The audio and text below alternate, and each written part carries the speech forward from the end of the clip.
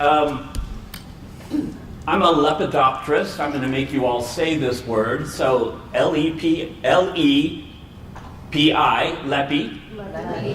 Then the fun part, and the part that people screw up because we don't have a lot of words with D-O-P-T, dopt. Like Doppler radar or something. Lepidopterist. And recently I've been asked, well, are you a professional? Well, no, I'm self-taught. I have no letters behind my name. But I had an acting teacher once in college who said, professional is a state of mind, not a paycheck. So I think I'm just a lepidopterist. I don't need to be, and I've been paid pretty well, so I can't complain about that. But I want to start this evening off with a Russian author. Vladimir Nabokov, one of my favorites. Everybody know this gentleman. He's the only author on the 10 greatest works of fiction and the 10 greatest works of nonfiction. He's the only author on both lists. Of course, Lolita being the nonfiction. But if there is one book, I know, how appropriate. If there is one book that I hope you write down and read before you pass this earth, it's his biography of 1947 called Speak, Memory, ! And in Speak Memory, one of probably the most beautiful writing about butterflies that have ever been put to page. One of my favorite quotes is he says, "When I'm in a rarefied land with a host plant, all that I love rushes in like a momentary vacuum, and I'm at one." I mean, that's pretty amazing. So, but he also said in Speak Memory, it's astonishing to me how few people notice butterflies. And that probably seems a little odd right now because a lot of appreciation societies have grown since in North American Butterfly Association and the Lepidoptera Society, which is more academic than NABA. But I love that. I hope after this evening that you're going to start noticing butterflies a little bit. I also think it's charming when the birders tell me that they're going to take, okay, dude, I'm taking on my butterflies this season. I'm like, okay, about 250 birds in the county, 34 butterflies. So I think you can handle 34 new species in your brain. So San Francisco, I'm just going to go down here a little bit, read a few things. We're not going to go heavy on things other than I'm going to introduce you to the 5 families of butterflies that I painted. I painted over 700 paintings for this book. They gave me 5 years. 3 years I painted, 2 years for editing and writing. So Payday's been really wonderful to me, but I'm painted out. They call it a legacy project, which means I'll never do anything that big again in book form. So welcome to my world of the butterflies of the Bay Area and slightly beyond, which is kind of tongue-in-cheek because it goes all the way to Mendocino and all the way down to Monterey. Because I really wanted San Benito County in my book. It's a great, great place. So San Francisco has a rich, contiguous history of surveying, beginning with our biggest hero, Pierre Lorquin.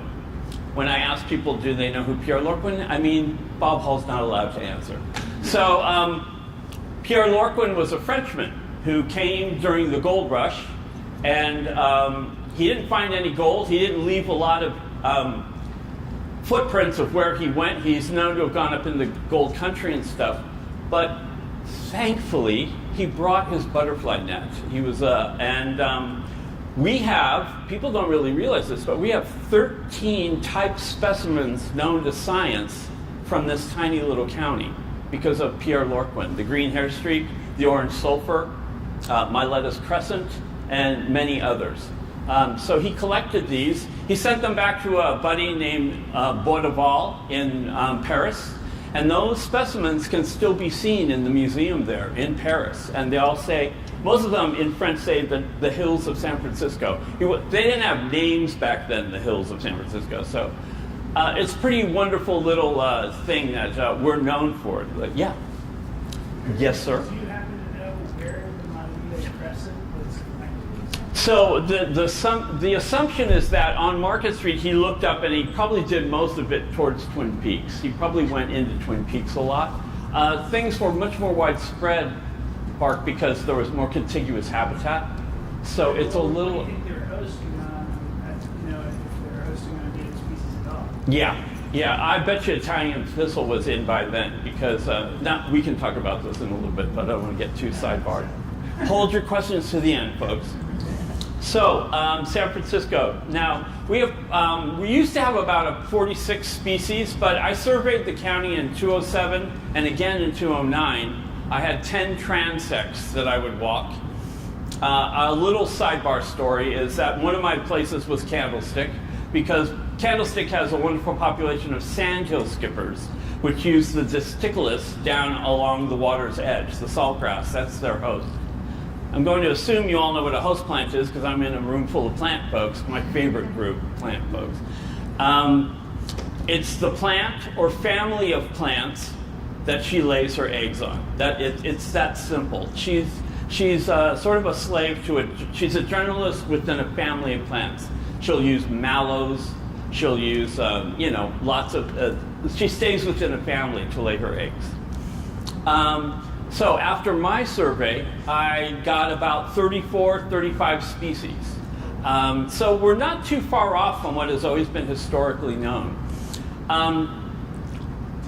Before the Xerxes blue, has everyone heard of the Xerxes blue? The society's named after it. I go to national livestock meetings, and San Francisco, Lima, we're in San Francisco County, and they're like, "Oh, Xerxes." I mean, we're actually known more for what no longer flies here than for what flies here, which is sort of a big cloud over a lot of people's heads. But the Xerxes blue went missing in 1946.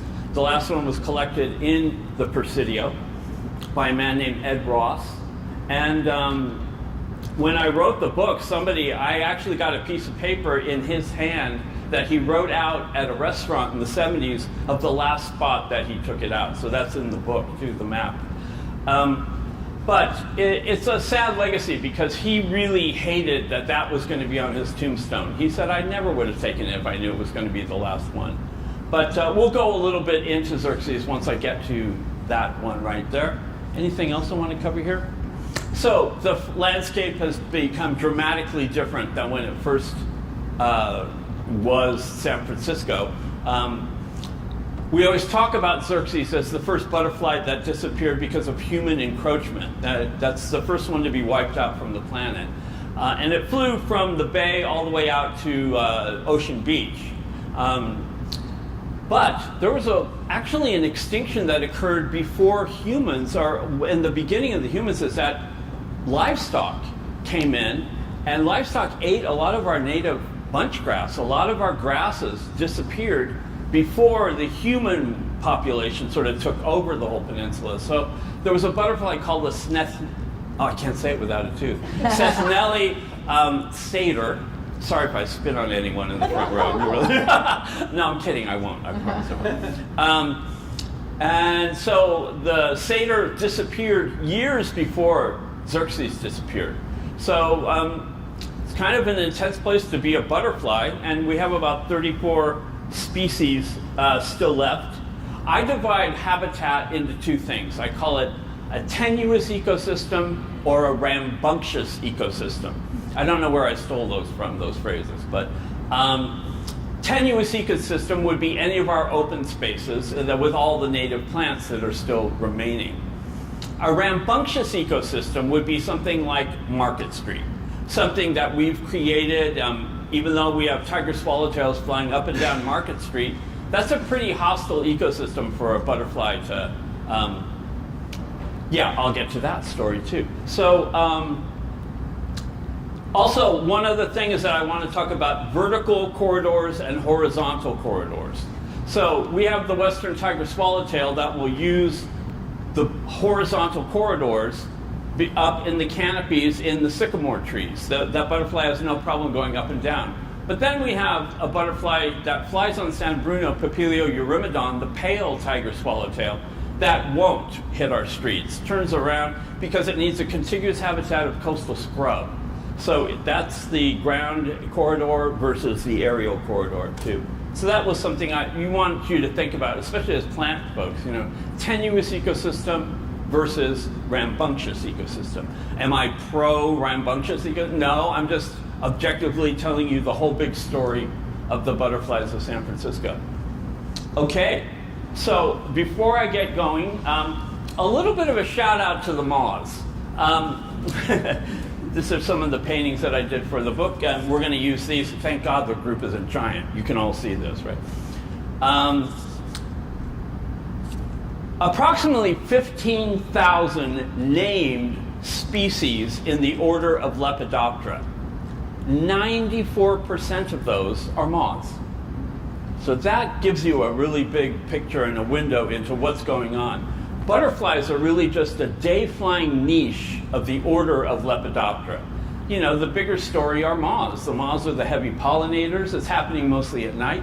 But we like these pretty flying ones during the day. So I just wanted to talk about a few moths. These are all in the Bay Area, if not in San Francisco. We have a mimic to a yellow jacket, an utterly harmless moth that looks just like a yellow jacket.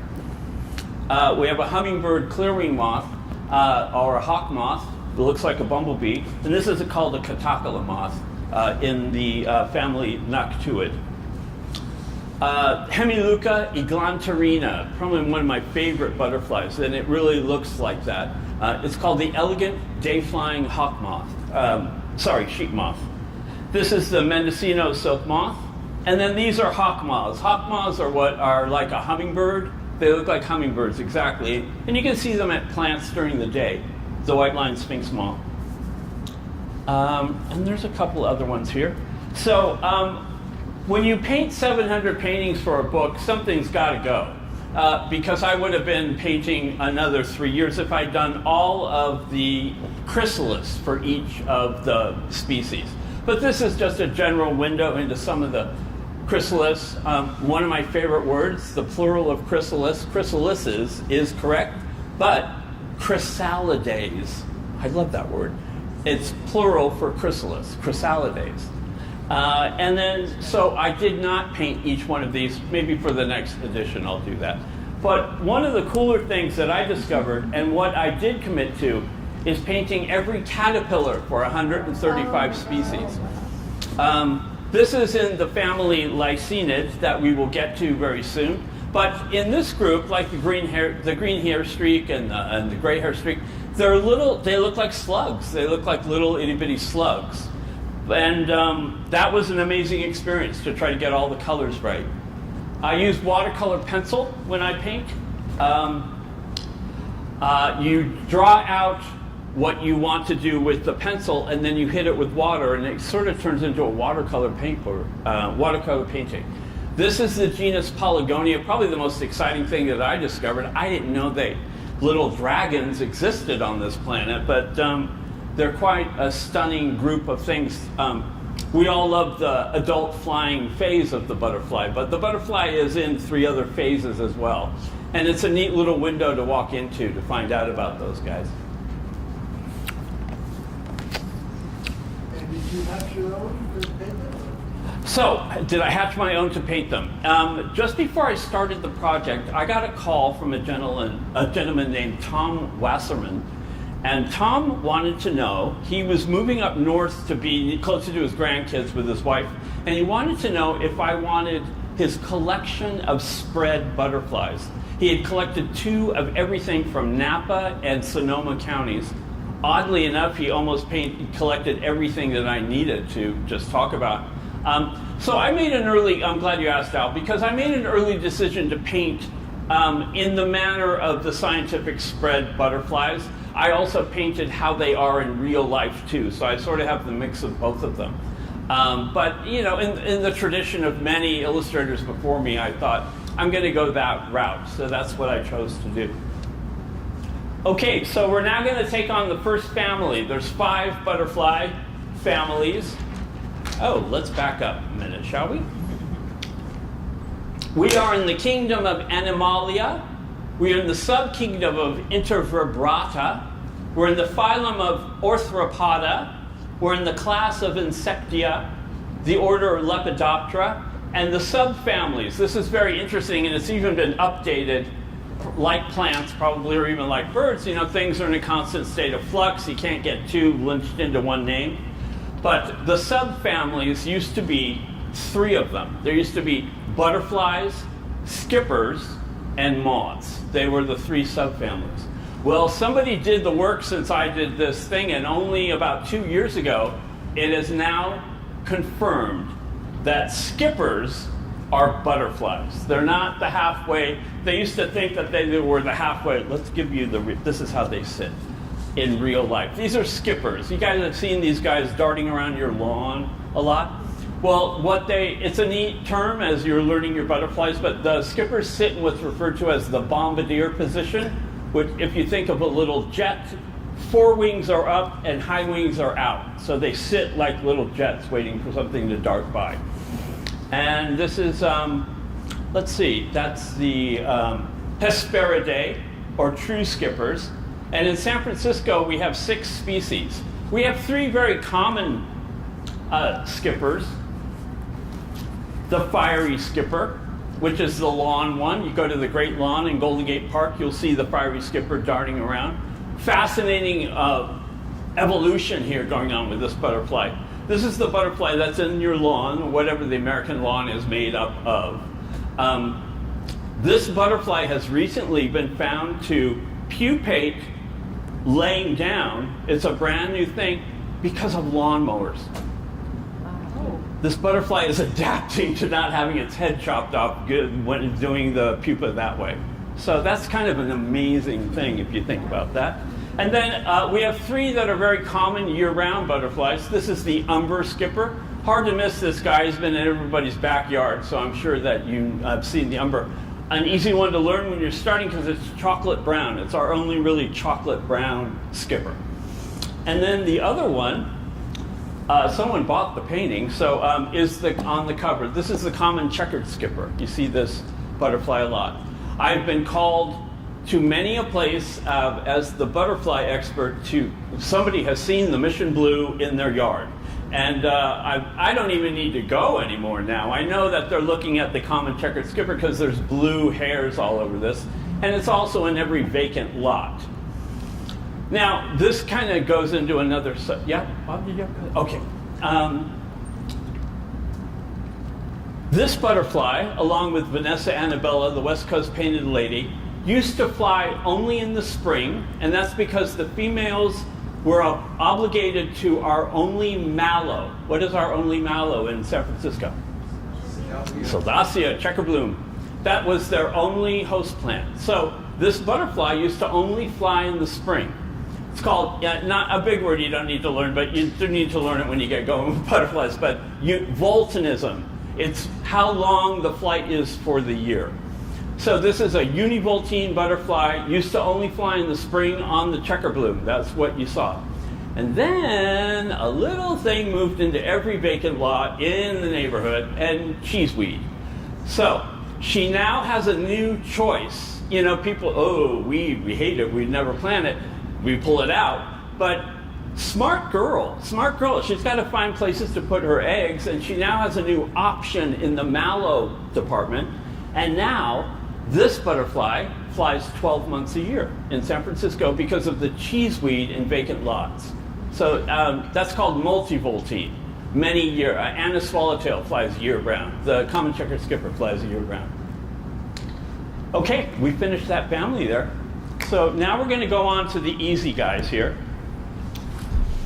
Da-da-da-da. So these are the largest members. It's a Papilionidae, I believe I'm saying it right. Everyone would say Papilionidae. The swallowtails, our largest butterflies in San Francisco. A little beyond here, for my book, the scope of my book, we only have 6 swallowtails. So that's an easy family to start with when you're first starting out. Just pat yourself on the back, one floats by like a turkey vulture, and you just say, that's a swallowtail. I don't know which one, but that's a swallowtail. So that's the baby steps into learning your swallowtails. This is Papilio eurymedon, the pale tiger, flies on San Bruno Mountain. Interestingly enough, the female is yellow. So this one can throw you. And this is the species I saw at Mount Sutro a while back when I was surveying Mount Sutro. We hadn't seen one in 144 years in San Francisco. But unlike this, like I said, the western tiger, this one will turn around at streets. It's on San Bruno Mountain. It's a strong hill topper. when I refer to that all night long, hilltopping means, think of it like the singles bar for butterflies. You know, they all congregate at a hilltop, and that's how they can find mates. It's usually about a 20-to-1 ratio of boys hanging out for one girl, like Final Call at a bar or something, I don't know. So that is what's going on with hilltopping, and this is not all butterflies hilltop, but this is a strong hilltopper, and you can see it if you walk the Ridge Trail on San Bruno. This is the western. We'll just do it this way. Welcome to our largest butterfly in the Bay Area, and also the largest butterfly in the United States. Say Papilio. Multicauda. Many tails. So this butterfly, if you see, has 2 tails. This is the largest butterfly, the two-tailed tiger swallowtail. And a great place to see this is Mitchell Canyon on Mount Diablo. I know it's a hot birding place too, but it's a hot butterfly spot too. It uses hop tree as its host, and that has a very narrow range for a plant in the Bay Area. You find the plant, you'll find the butterfly that goes with it. So this is our most elusive swallowtail, and you need to go to about Clear Lake to really see this one. This is Papilio indra, the Indra swallowtail. And again, different from the others, it's got a full black sheen to it. So that's the Indra swallowtail. It's a really interesting butterfly because with all the hilltopping that goes on with Annis swallowtails or western tigers or pale tigers, this one, they say it acquiesces. I think it's a little anthropomorphism going on to say that it acquiesces the top and will fly only at the lower. It flies just below the summit because it's giving the summit over to the other butterflies. Like, okay, that's just too much for me. But yeah, a wonderful butterfly, and you can see it in the hills of Clear Lake, around Clear Lake. Doesn't come any further south. So, everybody know this guy. This is the western tiger swallowtail, Papilio rudilis. This is the one that is going up and down Market Street, and we've created a project run by Nature in the City called Tigers on Market Street. So this is why the butterfly is on Market Street. This butterfly, in nature, patrols valleys. And valleys have plantings on both sides of, like, think of a river cutting through a valley. There's plantings on both sides. If you stand at the ferry building and you look back up Market Street, you see a valley with plantings on both sides, like a water concourse, the trees. And then what vaults this project into the gobsmacked, she lays her eggs on the London plane trees downtown. She's laying her eggs up in that canopy.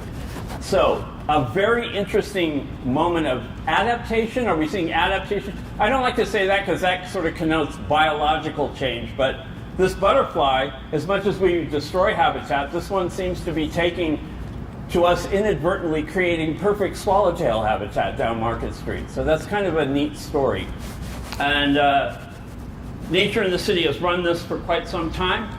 It's fallen into bad times, that project, because you know, downtown Market Street and after COVID and stuff, trying to get the city to embrace a project like this, you know, the return, like the swallows of Capistrano. What if we celebrated the tiger swallowtails every year up and down Market Street? It's kind of an amazing place to make it's a non-native habitat making a native connection. I've been sitting on walls and one floats right over your head. So it's kind of a breathtaking story. Still has a lot to flesh out, but I love that story. Okay, we finished that family, only 6. I gave you the easy stuff. We're down 2 families now. We have 1 more to go. Everyone say Pieridae. Those are the whites and the sulfurs. Those are pretty easy. You can like cabbage whites and stuff like that. So I'll do this really quickly because I know I only have 45 minutes. But I'm at Candlestick.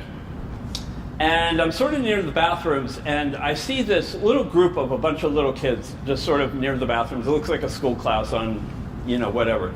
And then I catch a white butterfly sort of flopping near the radish, and you're like, okay, cabbage white and stuff. And then I see one of the party tricks that you'll learn if you get into butterflies is that white can be so white it's into blue. it looks slightly blue in flight. We have a couple butterflies like that. And you can learn to key it just in flight. Ken Kaufman, the famous birder, says in his book on butterflies, he said, I can guarantee you that if you stick with this long enough, you can identify and sex a butterfly on the wing, and it doesn't even need to land. And he's correct. You can sex and speciate a butterfly on the wing. So I saw this white butterfly, but it seemed a little blue to me. And I pulled out a net, which you shouldn't do in a state park. And I swung this net, and lo and behold, boom. Pontia protodice, the checkered white, was, yeah, this is the checkered white. Yes, the checkered white. A butterfly that flies on San Bruno. And again, you would have dismissed this. And when you're learning your butterflies, I really want you to key on some of these white butterflies, because everyone thinks they're all cabbage whites. But there's some really glorious things to discover if you stick with it. The checkered white. So I have this butterfly, and I know the historic record well enough to know that this butterfly I just caught needs to be in a drawer at the Cal Academy, because there's not a lot of, I know the historic record well enough to know that this is an important butterfly that I just caught. And I had a sort of a theory that they penetrated Candlestick over the county line from San Bruno every fall. Well, within seconds of netting this butterfly, I have 50 small children in a small circle completely around me, just with these little faces like, what do you got, mister? What do you got? What do you got? They're just completely like enthralled because I pulled a butterfly net out, and it makes them really happy to see something like that. But they're just like, my brother has a butterfly net. And they were so enthralled. And I've got this butterfly slightly by the thorax because I'm ready to dispatch it. And out of nowhere, one of them, and I kept thinking, pink eye. But just millions of small children around me, and this kid, like straight out of the say it ain't so, Joe moment of baseball, I have this little boy that looks up and he goes, you're not going to kill it, are you, mister? You're not going to kill it, are you, mister? So that's called a cliffhanger, and I'll tell you what I did at the end of the talk. But it was the checkered white. This is a caterpillar of the checkered white. Tried to do it as close to the segments that each of this butterfly has. Right now, there's a really wonderful butterfly flying. I saw it in Alpine Dam in Marin, the Kent Pump House Walk Road back there, because the cardamine is in bloom. And this butterfly, even though you think, oh, it's a cabbage white, you wouldn't see cabbage white in the shade where the milkmaids are. So that's a good way for you to learn that that's a different kind of butterfly. And this is, the margined white. I have to look because this butterfly, for as long as I began, was the veined white, hence the veining of the butterfly. But the veined whites are now on the East Coast, and this has been called the margined white. I don't quite get that. I guess it's flying on the margin edge of an ecosystem, so that's what I'm living with. And now, welcome to my favorite butterfly. This is Euchloe asonides. This is really the Willy Wonka gold ticket if you see this thing land, because it has an extraordinary green marbling below it. And it's looking like a cabbage white, but then boom, it lands and it just lights up. The large marble. These fly up at Twin Peaks. And what I want to say about the large marble. Oh, so, I don't know, brain fart for a second. Oh, yeah, so cabbage whites. This helps you learn these things. So it flies in sort of a lazy, non-direct, no purpose going kind of way that it flies. It just sort of flops around. But the large marble, boom, boom, boom, boom, boom, boom, boom, boom, boom, it flies with what's called a purpose. It flies wanting to go to a place. So that's a neat one to learn when you're first starting. Yeah, that's what I wanted to tell you. This is the Sarah orange tip. It's a beautiful butterfly. I actually caught one of these I saw it, I didn't catch it, up at Twin Peaks once, and it's not in our county. Bob Pyle, the godfather of American butterflying, and wrote a beautiful thing on the back of my book. He says it looks like bleeding snowflakes when it's flying because of these orange tips. It's really extraordinary butterfly. You can see this all over the Alum Rock Park. It's a great place to see these right now. This is the orange sulfur. So when you're driving to Davis and orange butterflies are hitting your window there, that's because this butterfly is in the alfalfa fields, right to the left and right of you, all that whole way. And a yellow butterfly will just keep smashing into your window. These are the females, and she comes in 3 forms. He has a solid black border here, and she has little windows inside of her border. So you can learn to key the butterfly's sex buzz that way. And one of my favorite butterflies to paint. Okay, does anyone know what this is? Come on, Bob. Oh, that dog? I think I've been with you when we saw these. Yes. So welcome to the official California state insect. A lot of people don't realize that we have an official insect. And this is the California dogface. Kind of a hideous name, but it has the profile in the boy of a poodle, if you can see that. The butterfly actually looks like that. And this is the female. She's sort of a lemon yellow, a little less flashy. I really worked in this book to, there's a real debate right now that we have a tendency to be dismissive of females in nature, and even the birding world calling them drab and dull and all those weird words. And I worked really hard not to use any of those words in this book, but she's a little less flashy, can we say that, than he is. So there's a woman named Janet Rydell in the 1930s, and she was collecting in the San Bernardino Hills of where San Bernardino is. And she was collecting the zone where the California dogface meets the southern dogface. It's a dogface, but it's totally lemon yellow. So she was collecting hybrids. She was collecting as many hybrids as she could. That butterfly was known as a hybrid. And one day, she netted this. Wow. So I'm going to make you all say this. Say bilateral. Bilateral. Ganandromorph. Ganandromorph. It's a good Scrabble word, although it's too many letters. Bilateral ganandromorph. And that means, ladies and gentlemen, split right down the middle, bilaterally, male on one side, female on the other side. So it's a true, what is it, chimera? She netted this. These really are the Willy Wonka gold tickets of any collection. Jerry Powell would tell the story once. They had open house at the Essig Museum, and this little boy just comes in and says, "I just got this, mister." And it was a bilateral ganandromorph of Coleocerotheme, the orange sulfur.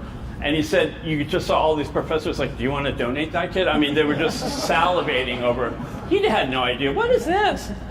So, bilateral ganandromorph, kind of an amazing creature to know that this is flying. It's sterile, it can't mate, but it's interesting. And it's also known in birds. Birds can throw ganandromorphs, and a lot of other insects have ganandromorphs. Okay, I think we just finished that guy. That's the, yes, the whites and sulfurs. Okay, now we're going to move on to our largest members of the butterfly, the medium-sized butterflies. We have 15 of these, and these are the main ones that are going to be visiting your yard. A medium-sized butterfly, a swallowtail, big, a skipper, small, but a medium-sized butterfly are the sisters, the red admirals, and all of those. One of them that is special and near and dear to my heart is Euphydrius chalcedona, the variable checker spot. We had a big project a few years back called Operation Checker Spot, where we moved many of these from San Bruno back into the Presidio. The butterfly historically had flown there, so it was not an introduction, but a reintroduction. And they still exist in the Laguna Honda Reservoir. A lot of people don't realize, but as you're driving past that reservoir, that piece of land right up there against the slope of the wall, that's the largest piece of coastal scrub remnant left in San Francisco. That's all original planting right there, what the whole hill used to look like. And the variable checker spot, who puts her eggs on Scrophularia, bee plant. She also put her eggs on Mimulus, but mainly on bee plant.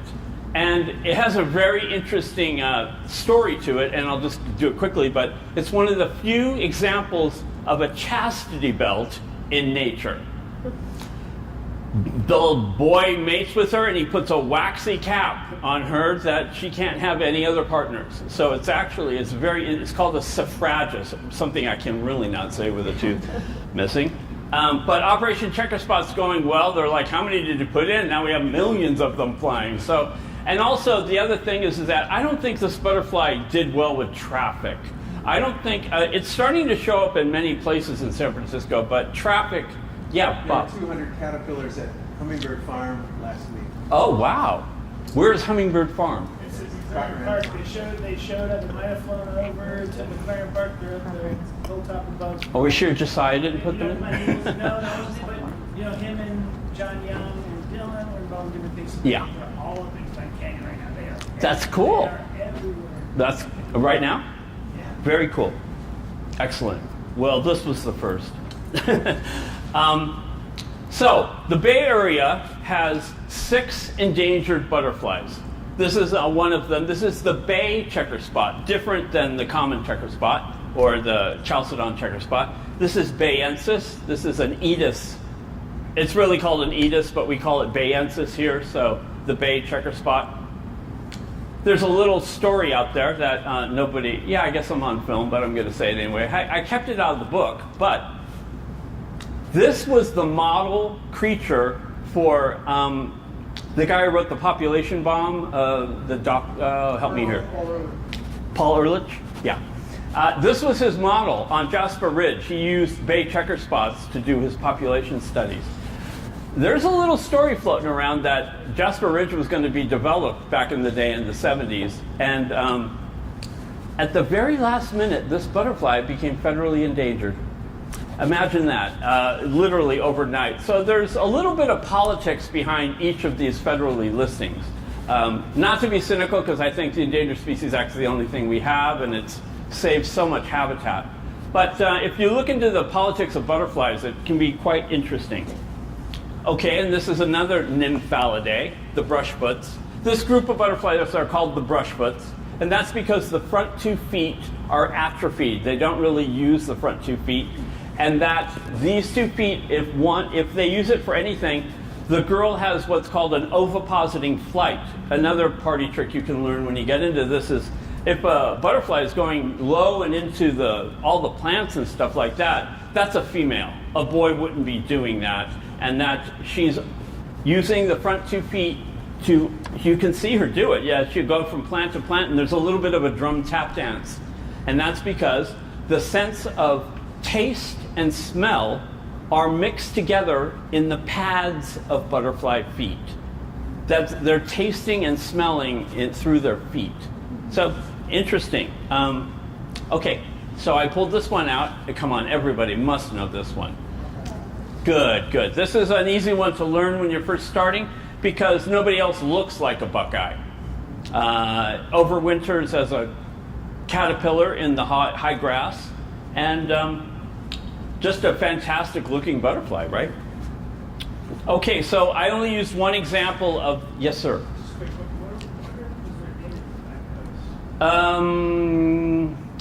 Let me think about that. Okay.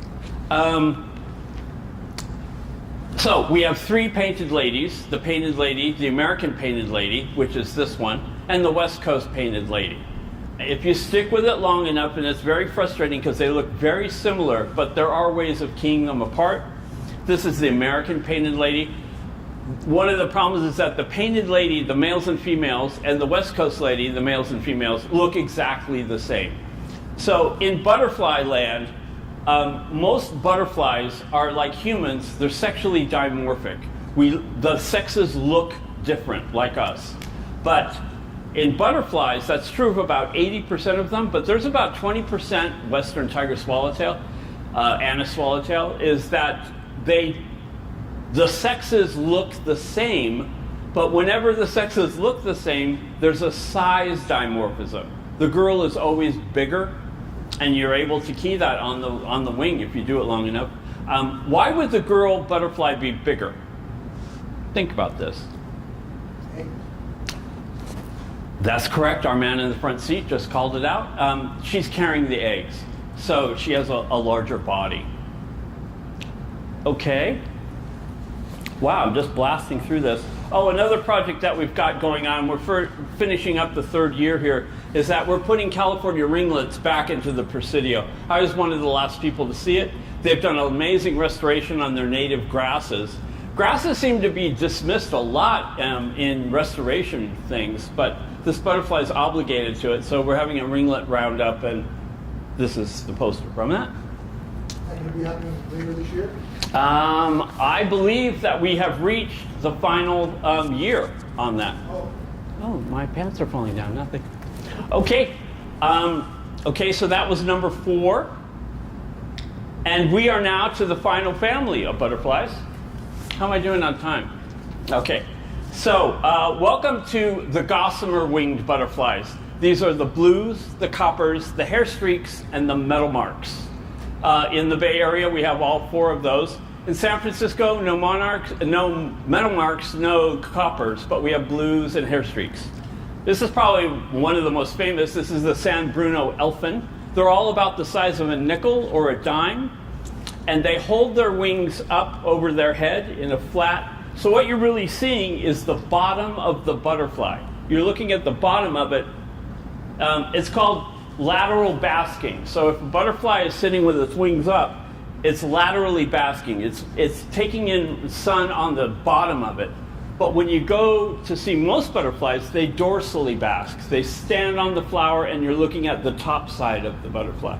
Little party trick in butterfly photography is that if you came close and you see the wings go up, that means they're too close. Just take a little bit of a step back and the wings usually come down. And that's because the butterfly's wings up mean that the next movement is a downward exit thrust to give it lift. So the wings go up because it's afraid of what's going on. And then another thing too is that when the butterfly takes off, just stay still. Don't go running after it. 9 times out of 10, the butterfly will circle back to the same flower. So that's kind of a neat thing to learn when you're doing that. So the San Bruno elfin, federally listed in 1976 when the Mission Blue was listed. Let's see. Okay. So yes, sir. Yeah, good question. Yeah, and a neat one to bring up is that, so this is the San Bruno elfin. This is Enclysocene mossii bayensis. So anywhere else, these are moss elfins. They've just discovered this butterfly flying on Sweeney Ridge and then Monterey Mountain, and they want to call it the San Bruno elfin. What is that about? I mean, so what it is, you know, I was trained by a lumper, and I'm always going to lump. Dividing it up into the subspecies thing, that can drive you insane, especially in the butterfly world.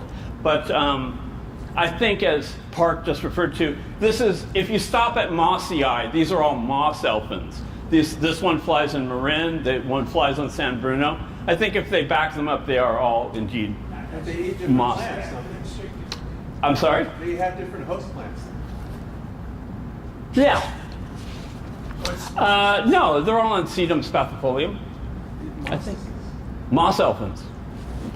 Okay, one of my favorite butterflies, and probably in all your backyards, and that's the gray hair streak. Why is it called a hair streak? This normally refers to this line down the back of it, but this is a good example of what's going on, is that the lycaenids, or the gossamer winged butterflies, have this really cool thing called scissoring. And that's because this is a real eyeball, this is a real antennae. This is the fake eyeball, and that's the fake antennae. And what that is that they take it to the next level where they start to move their back hind wings. Ackerman blues do this, the hair streaks do this. You'll see a little bit of twitching going on, and that is the equivalent of a misdirection in magic. It's pulling the eye to the back of the butterfly, and that means if a bird comes in and bites, it can survive that bite, but it can't survive this bite. So it almost has it's pulling the eye to the back. It's a little bit of a get out of jail free card for the butterfly. The gray hair streak, Strymon malinus, has a really interesting thing going on. In the Midwest, this butterfly, they spend millions to kill this butterfly in the Corn Belt because this butterfly has a tendency to lay her eggs on ears of corn. And our species doesn't like that. It's an aesthetic thing. Aesthetic without a tooth. That's it. she will lay her egg, and we don't like ears of corn with holes in them, so they spray for this butterfly. But it's found a place here in the Bay Area. Nobody goes after it. And it does something very like no other butterfly, and you'll love this because of plants. Once I said that the female stays within a family of plants to lay her eggs, this is the only butterfly that's known to jump genera in egg laying. This butterfly will lay her eggs on pine needles, on cactus. I mean, she just really is the generalist of generalists, and the babies eat it. Did you have a question? Well, I was just noticing that the variable checker spots are on everything. Sure, they love the bee plant the most. Uh-huh. They love this bee plant, and they love the sticky monkey. But they're on soap plant. They're on. So what could be happening, Park, is that sometimes when They're on, you know. So you saw them eating it? Summer mustard. You saw them eating it. Loads of caterpillars on summer mustard. So I'm going to theorize that once they've gotten to a certain stage, they're known to crawl away from the host plants to pupate. You can see them hanging in chrysalis on any plant that's nearby. So that might be what's going on. But if you've seen them actually Already formed. I didn't actually see them eating, They're covering the plant. You know, on soap plant also. You've seen them on yeah. all kinds of native plants. So, yeah. The mustard. So that butterfly also does something called gregarious cluster, which means all the babies stay together, feed together, sleep together. They all march off and do these things. So you could be seeing just a large gathering. Again, I don't mean to talk you out of it, but if you didn't see them eating it, there's a number of reasons why they might be on another plant. This is the top side of the gray hair streak that you don't get to see very much. Again, the female's just slightly bigger than the boy. So that's an example of what I was talking about. Does anybody know what this butterfly is? Come on, Bob. Lindsay Skipper? What? Lindsay Skipper? No, this is Xerxes. This is the butterfly from San Francisco that all the Victorians liked collecting because it was called the polka dotted butterfly from San Francisco. This is a fictitious drawing. This does not exist in nature. And I'm sure you guys heard about it, but the Cal Academy of Science has put its closest living relative back into the Presidio, Glaucopsyche ligdamus, the silvery blue, in hopes that one day Xerxes will rise.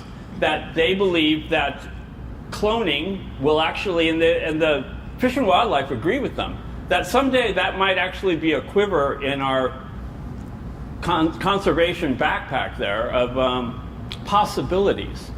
Now, we can clone dogs, right? And Barbara Streisand's walking around with 2 clones of her dogs from 20 years ago, but she's the only one that can afford that. And we've cloned black-footed ferrets, so we can clone mammals. But we're nowhere near the ability to clone an invertebrate. Much more complicated than a vertebrate. We don't even have the area to be able to do 2 feet of a butterfly right now. So this is many years off. It's a bit of a pipe dream. I was a little upset that it was clouded. It came out that this is the end result, but we're nowhere near the ability to clone this thing. So I think it got people's hopes up. The idea is that the clone specimens will mate with silver blues that have already been reproduced. Yeah, it'll be like, And have sort of a phenotypic possible head. yeah, sort of like mammoths would mate with elephants, and then the next generation until they get the final mammoth. But the justification in the state of the entomological side was just kind of, I mean, even Peter Powell is great. You know, lepidoptera is Yeah. function in the ecosystem is like you would say is bird food. So you could do some cabbage whites instead of some silver blues from Monterey. Wow, let's think about that. That's really good. Xerxes looked a lot like the mission blue, the solid blue of the boy, and she's sort of bronze on the edges with blue towards her thorax. So I wanted to show you Xerxes there.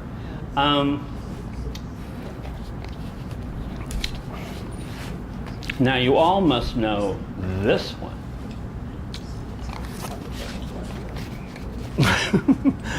So this is Calliphris viridis, the green hair streak. There's a project that I started many years ago run by the Nature in the City called the Green Hair Streak Corridor, the Green Hair Streak Project. So when I first decided to set out to survey the butterflies of San Francisco, a woman named Barbara Deutsch, who was pretty famous gardener herself, said to me, quote, "But green hair streaks still fly in the upper sunset." So that was a lead that I took. I went to Grandview Terrace, and I couldn't find them. Strong hill-topping butterfly, but couldn't find them. And then I saw the Rocky Outcrop, that wonderful piece of land just down the street on 14th, climbed up to the top, and there they were, zipping around. This is a butterfly that flew with Xerxes. Nobody had been looking for it for a long time, and they seemed to be doing pretty great in isolation in this neighborhood. I kind of had, and then I went on to do the rest of the year trying to find all the rest of the butterflies in San Francisco. But I started to have this idea in my head of conservation, and I had no background in conservation. But I thought if we flood the neighborhood, I also found them down the street in Golden Gate Heights Park and then on Hawk Hill above Hoover Middle School. And we thought if we flooded the neighborhood with Eriogonum latifolium, the coast buckwheat, that's her host, it's her only host. I take that back, she'll use, yes, deerweed. But deerweed's hard to plant. You know, you need a fire to really get it going. So we flooded the neighborhood. It seems to be working great. Nature in the City has taken care of this project wonderfully for 2 decades now. And connecting people to nature and their habitat. Lorette Rogers was the head of the Bay Institute. And when I told her about this idea I had for a project and stuff, she said, "A green butterfly." She said, "I'm trying to get people excited about mud snails, and you have a green butterfly." And I hear what she said. She goes, "Liam, that's like having a panda walking around in a neighborhood." And I get it. It's a stunning, beautiful little butterfly. It's emerald green, and it does a lot of work just by being pretty, but it does get me in the back of the head, like, what if this was for an umber skipper? I mean, we would have a lot less, I think, because of its beauty. I'm fascinated by that. I'm fascinated in the zones, and I think it's because of my background as an actor. I'm equally enthralled in our relationship to butterflies as I am the butterfly itself. Why do we have a list called species of concern? Why don't we have a list called species we're not concerned with? Just weird things that my brain works like that. But it's been a joy. The green hair streak got people going. Okay, so we finished the, oh, no, I have one example here. So I was going to end this with great places to go see butterflies, the 5 great places. How much time do we have? Are we okay? Okay. Okay, I won't do a reading from the book. That'll take too long. But if you want to write these down, or you can remember the 5, or you can buy the book and find them in the book. The pinnacles. Pinnacles in San Benito County. It's the only real place that you can work on your coppers. This is a group of butterflies that are not in San Francisco, in the Lycaenid family, the gossamer wings. And the tailed gorgon, there's some amazing coppers in the pinnacles. So I highly recommend you go to the pinnacles. You can even do the butterfly count first week of June and go get paired with someone who knows their butterflies. Then you can sort of do baby steps into your butterflies. You don't need to be too intimidated, you know. Allow yourself to be wrong. Allow yourself to be wrong really big. I mean, it doesn't matter as long as you stick with it, you know. That's what, so this is the, this is the great copper. Fascinatingly enough, this one does fly across the county line at the northeastern ridge there on Guadalupe Parkway. The great copper flies there. It uses Rumex or dock as its host, but it's a localized butterfly. Let's say you think, oh, well, dock is in every vacant lot, but this butterfly stays only in one region. It doesn't move with the dock. So that's kind of an interesting thing. Okay, so folks, that's it. That's all that I have regarding all of those butterflies. I know that's a lot to take in, but I wanted to show you a little example of them. So the other 4 great places for butterflies in the Bay Area. I already mentioned one, the Kent House Pump House Road behind the Alpine Dam in Marin. One of the great, you get to see the California dogface there, one of the closest areas that you can see the dogface. Also, it has the large skippers. Our largest skipper flies back there, the silver-spotted skipper. They both use a morpha as their host. They both are using false indigo. So you get to see the plant and these two incredibly special butterflies. What else did I say? The pinnacles, a phenomenal place for your coppers. Come on, Liam, you know. Sonora blue there too. Sonoran blue. So right now, I didn't bring it because someone bought the painting for me. What's considered the most beautiful small butterfly in the United States, the Sonoran blue. It's a superlative that it lives up to. It looks like, it flies and looks like no other butterfly. It flies like a shimmering piece of blue tinfoil. It just shakes like this as it's flying around. Uses Dudleya cymosa as its host. But right now, you can see it. It's an early flying butterfly in Alum Rock Park in San Jose. You can just walk to the back. You'll see the cliffs where the cymosa is, and I highly recommend that. Chews Ridge in Monterey. Does anyone have heard of Chews Ridge? Yay! So the unsilvered fritillary flies there, which all of our fritillaries have silver spots, hence the name silver spots. This one has none of it, so that's kind of cool. I don't have my glasses on. No tooth and no glasses. Mitchell Canyon, mentioned that one in, down on Mount Diablo. Pinnacles, Alum Rock Park, so I've mentioned them all. So I just want to end really quickly is that somebody came on a walk once when I was doing it in McLaren. His name was Andy Kleinhasser. Does everybody remember Andy? He was an intern in the Presidio.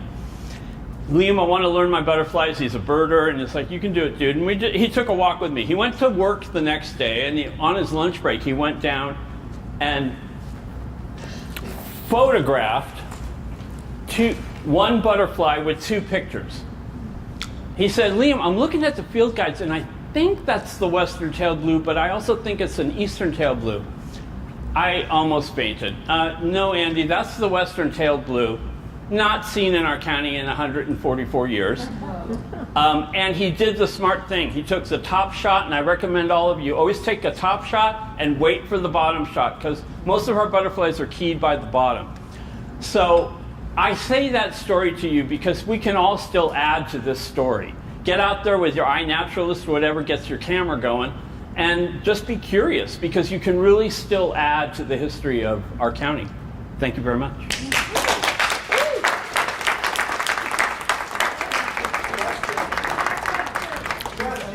Questions? Did you know the butterflies? I let it go. I shouldn't kill it in front of kindergartners. Not that heartless.